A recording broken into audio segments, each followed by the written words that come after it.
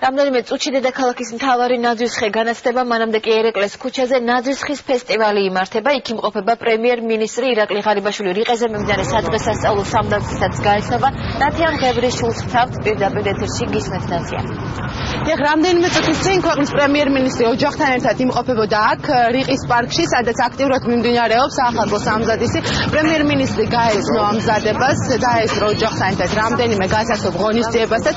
შეგახსენებთ, რომ რიყის პარკი ახალი წლის ერთ-ერთი ადგილია, სადაც მასშტაბური ღონისძიებები იგეგმება, როგორც ამას ორგანიზატორები აცხადებენ. დაგეგმილია გალა კონცერტიც, რომლისთვისაც მზადება, სცენისთვის მზადება უკვე დაწყებულია. პარალელურად მიმდინარეობს გასართობი ღონისძიებები აქ, ასევე შეჯიბრებები. პრემიერ-მინისტრი სანამ მოვიდოდა რიყის პარკში, მანამდე ის იმყოფებოდა ერეკლეს ქუჩაზე, სადაც დღეს გაიხსნა ნაძვის ხის ფესტივალი.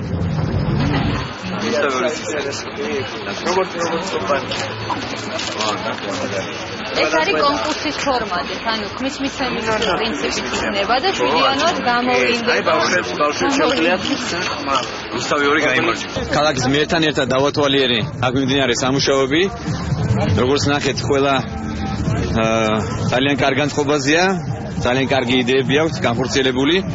მე მინდა ყველას მიულოცოთ ამდენი ახალი წელი და უსურვო ბედნიერება, სიხარული ყველა ოჯახს და უსურვო მშვიდობა, რაც თავარია. ეგეთი დღეობა ყველა ოჯახს.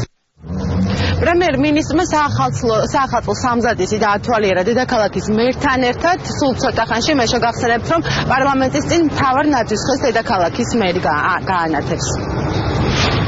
მადლობ ნათია მღებრიშვილი საუბრობდა პირდაპირ ეთერში. ასეთ იყო ახალი